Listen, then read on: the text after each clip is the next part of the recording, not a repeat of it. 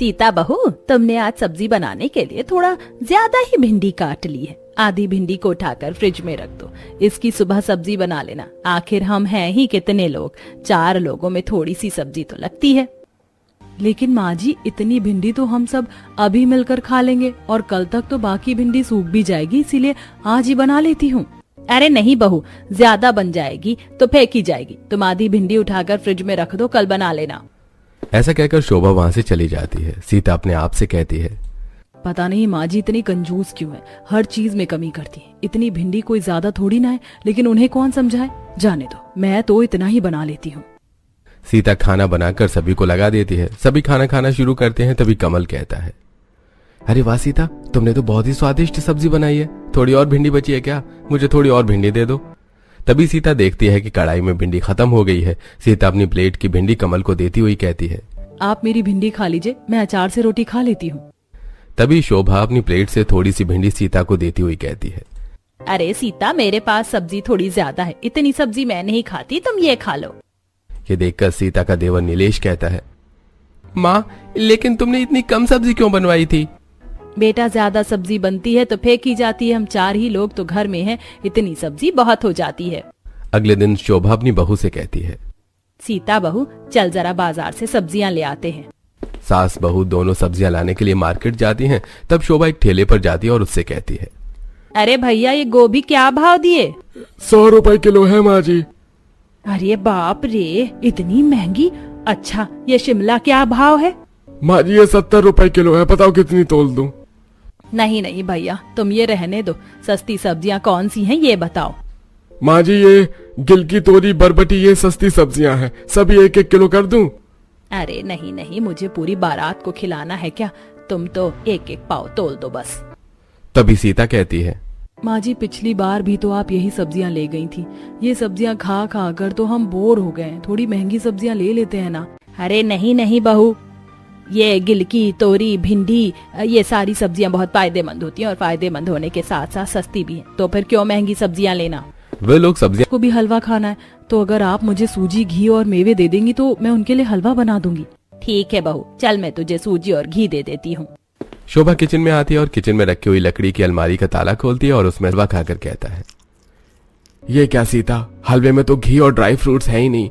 अगर तुम हलवा बना ही रही थी तो सारी चीजें तो पर्याप्त डालना था, कम से कम। वो मैं क्या करती माँ जी, नहीं तो। अरे अरे बेटा, ज्यादा घी और ज्यादा ड्राई फ्रूट नहीं खाना चाहिए, इसीलिए मैंने घी और ड्राई फ्रूट्स कम ही डलवाए। अब तू ज्यादा नखरे मत कर और चुपचाप से हलवा खा ले, फिर हमें खाना भी तो खाना है। ऐसा कहकर शोभा अपने बेटे की बात काट देती है। शोभा अक्सर रसोई की छोटी छोटी चीजों में कंजूसी किया करती थी और जरूरत की सारी चीज उठाकर अपनी लकड़ी की अलमारी में रखकर ताला लगा दिया करती थी। बेचारी सीता को छोटी छोटी सी चीज अपनी सास से मांगना पड़ता था। एक दिन सीता बर्तन धो रही थी कि तभी साबुन खत्म हो गया। सीता अपनी सास के पास आई और बोली, माँ जी, साबुन खत्म हो गया है। अरे बेटा, अभी 4 दिन पहले ही तो तुझे साबुन निकाल कर दिया था अलमारी से, थोड़ा संभाल कर चलाया कर। अच्छा रुक बेटा, मैं अभी साबुन निकाल कर दे देती हूँ। शोभा किचन में आती है और अपनी लकड़ी की अलमारी का ताला खोलती है और उसमें से एक साबुन निकालकर सीता को देती हुई कहती है, बेटा साबुन थोड़ा कम लगाया कर, 2 पैसे बचेंगे तो हमारे ही काम आएंगे। ऐसा कहकर शोभा वहां से चली जाती है। सीता मन में बड़बड़ाते हुए कहती है, माँ जी को हर चीज का हिसाब देना पड़ता है, हर चीज तो वह ताले में रख लेती है, उनसे मांग मांग कर काम चलाना पड़ता है। आज मुझे कमल से बात करनी ही होगी।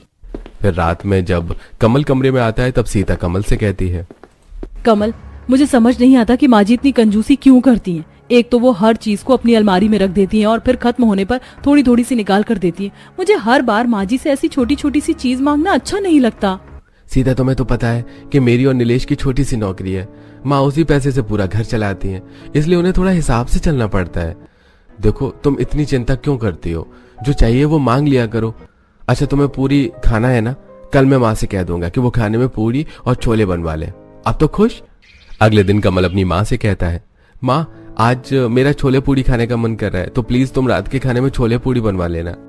ठीक है बेटा, बनवा लूंगी।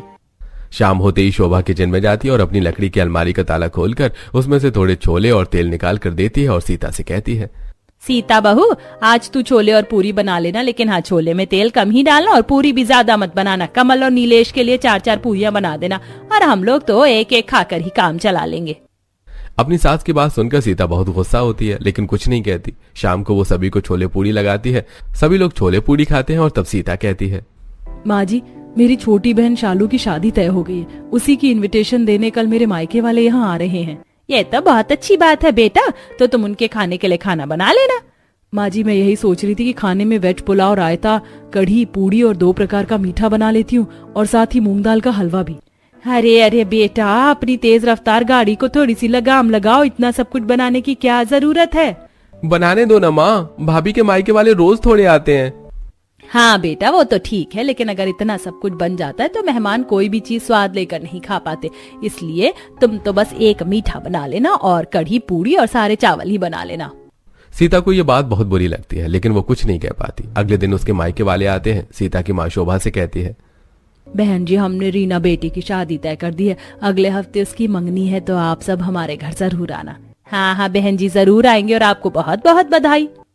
फिर सीता सबका खाना लगा देती है और सभी लोग खाना खाते हैं। फिर वापस जाते समय सीता की भाभी सीता से कहती है, सीता, मूंग दाल का हलवा तुमने बहुत अच्छा बनाया है, थोड़ा सा और मिलेगा? हलवा खत्म हो चुका था, इसलिए सीता बहाने बनाते हुए कहती है, वो भाभी, बचे हुए हलवे में कॉकरोच गिर गए, इसलिए आपको और नहीं मिल पाएगा। लेकिन रेखा समझ जाती है। फिर जाते समय सीता उन्हें छोड़ने बाहर तक आती है तो रेखा कहती है, सीता, अगर तुम्हें और तुम्हारी सास को मेहमानों को बुलाना पसंद नहीं है तो हमें कह देते, हम फोन पर ही दावत दे देते। वरना मेहमानों की खातिरदारी का ये तरीका नहीं है कि तुमने खाना भी सही तरीके से नहीं बनाया। रेखा ऐसा कहकर चली जाती है। सीता को ये बात बहुत बुरी लगती है। वो अपने कमरे में आती है और रोने लगती है। तभी कमल वहां आता है और कहता है, क्या बात है सीता, मुझे बताओ, तुम रो क्यों रही हो? अब सीता सारी बातें कमल को बताती है। ये सारी बातें सुनकर कमल कहता है, ठीक है सीता, मैं अभी माँ से बात करता हूँ।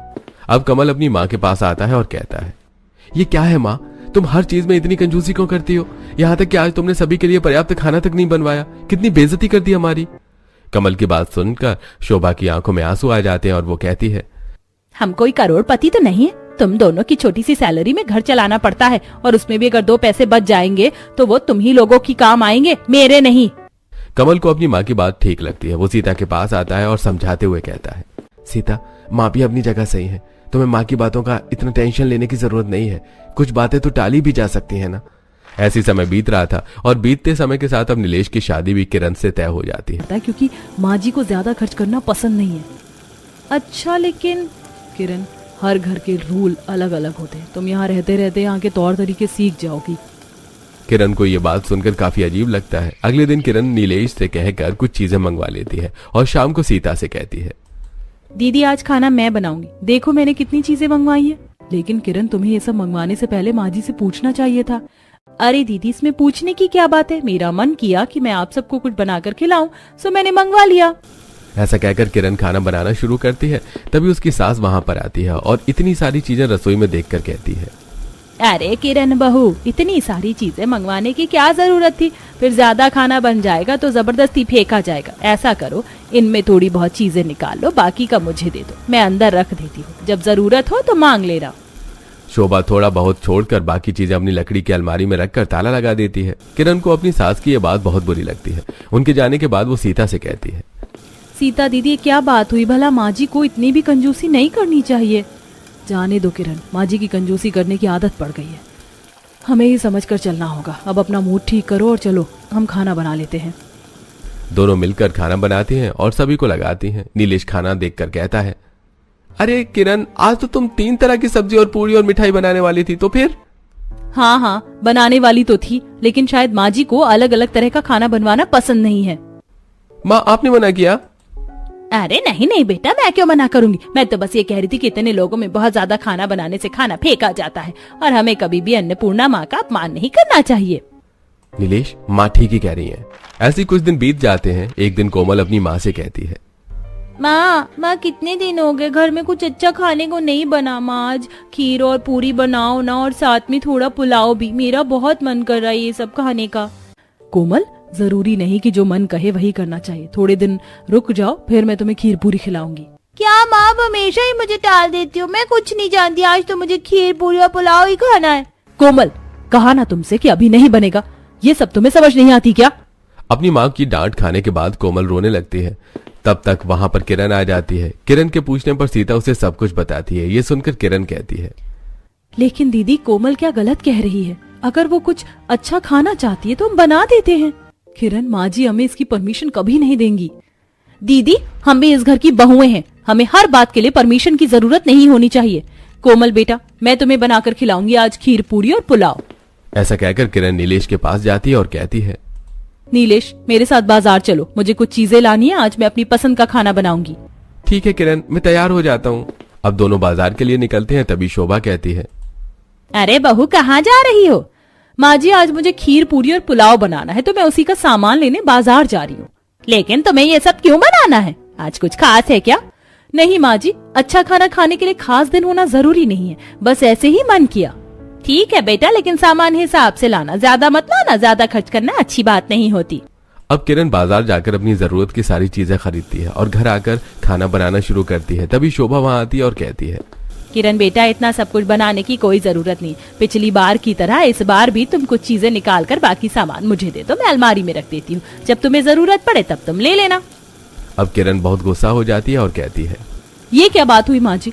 आप इतनी चीजों के लिए कंजूसी करती हैं, जो मुझे बिल्कुल भी पसंद नहीं है। मैं तो आज खुद बाजार जाकर सारा सामान लेकर आई हूँ ना, तो भी आपको चैन नहीं पड़ा और इसे भी आप अपनी अलमारी में ठूस देना चाहती हैं। ऐसा साफ साफ बता दीजिए ना कि आप खाना भी ढंग से नहीं खिला सकती हैं।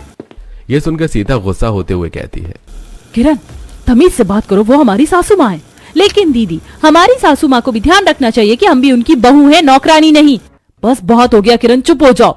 किरण गुस्सा होकर अपने कमरे में चली जाती है और नीलेश को सारी बातें बताती हुई कहती है, मेरे साथ इतनी कंजूसी नहीं चलेगी, तुम्हें माँ जी से बात करनी ही होगी। बस अब मैं और बर्दाश्त नहीं करूंगी। मैं इस घर की बहू हूँ, नौकरानी नहीं, जो सिर्फ काम करने से मतलब रखूं। अरे क्या फायदा मेरी बहू होने का अगर मैं अपनी मर्जी से कुछ बनाकर खा भी नहीं सकती तो? अरे शांत हो जाओ किरण, मैं माँ से बात करता हूँ। नीलेश अपनी माँ के पास आता है और कहता है, ये क्या लगा रखा है माँ आपने? हर बात में इतनी कंजूसी क्यों करती हैं आप? हर चीज को आप क्यों अपनी लकड़ी की अलमारी में उठाकर रख देती हो? फेंक क्यों नहीं देती उस पुरानी अलमारी को उठाकर घर से बाहर? तब शोभा कमल से कहती है, देख रहा है तू बेटा? भैया आप ही समझाइए माँ को, शायद आपकी बात समझ में आ जाए। ऐसा कहकर नीलेश गुस्से में बाहर चला जाता है। कमल अपनी माँ से कहता है, माँ तुम चिंता मत करो, अगर खर्चा अच्छे से नहीं चल पा रहा है तो मैं थोड़ा और पैसों का इंतजाम करता हूँ। कमल के ऐसा कहते ही शोभा घबरा जाती है और कहती है, नहीं नहीं बेटा, उसकी कोई जरूरत नहीं है, मेरे पास पैसे हैं, मैं देख लूंगी, तू चिंता मत कर। दूसरी तरफ किरण परेशान होकर अपने आप से कहती है, न जाने माँ जी इतना पैसा बचाकर करेंगी क्या? माँ जी को तो सबक सिखाना ही होगा, वो कंजूसी करती है ना। अब मैं उनसे ज्यादा कंजूस बनकर दिखाऊंगी, तब उन्हें पता चलेगा कि कोई कंजूसी करता है तो कैसा लगता है। अगले दिन किरण अपनी सास से कहती है, माँ जी मैं वॉशिंग मशीन में दोबारा धो दो। अरे माँ जी कैसी बातें कर रही हैं आप? कभी कभी साड़ियों को बिना सर्फ के भी धोना चाहिए, इससे पैसे बचेंगे। वैसे भी इतनी गंदी साड़ियाँ तो पहनी जा सकती हैं। किरण ऐसा कहकर वहां से चली जाती है। बेचारी शोभा को गंदी साड़ियां पहननी पड़ती हैं। अगले दिन शोभा अपनी बहू से कहती है, सीता बहू, मेरी सहेली आने वाली है तो तुम उसके चाय नाश्ते का प्रबंध कर देना। जी माँ जी। थोड़ी देर बाद शोभा की सहेली आती है। शोभा बैठकर अपनी सहेली से बात करती है। सीता किचन में चाय बनाने जाती है। तभी किरण वहां आती है और कहती है, सीता दीदी आप कोमल का होमवर्क करवा दीजिए, चाय मैं बनाती हूँ। अब किरण दूध में बहुत सारा पानी मिलाकर चाय बना देती है और अपनी सास और उनकी सहेली को ले जाकर दे देती है। वे दोनों चाय पी लेती हैं। शोभा की सहेली के जाने के बाद शोभा किरण को बुलाकर कहती है, किरण बहू, तुमने इतना पानी डालकर चाय क्यों बनाई थी? तुम्हें पता होना चाहिए कि मेहमानों को इस तरह की चाय नहीं पिलाते। अरे माँ जी, मैंने तो ऐसा करके दूध के पैसे बचाए हैं, और अगर मेहमानों को ऐसी चाय पसंद नहीं आती और वो दोबारा नहीं आएंगे तो ये तो और अच्छी बात है। कम से कम इससे हमारे नाश्ता और चाय का खर्चा तो बचेगा। आप चिंता मत कीजिए माँ जी, मैंने जो किया वो बिल्कुल ठीक किया।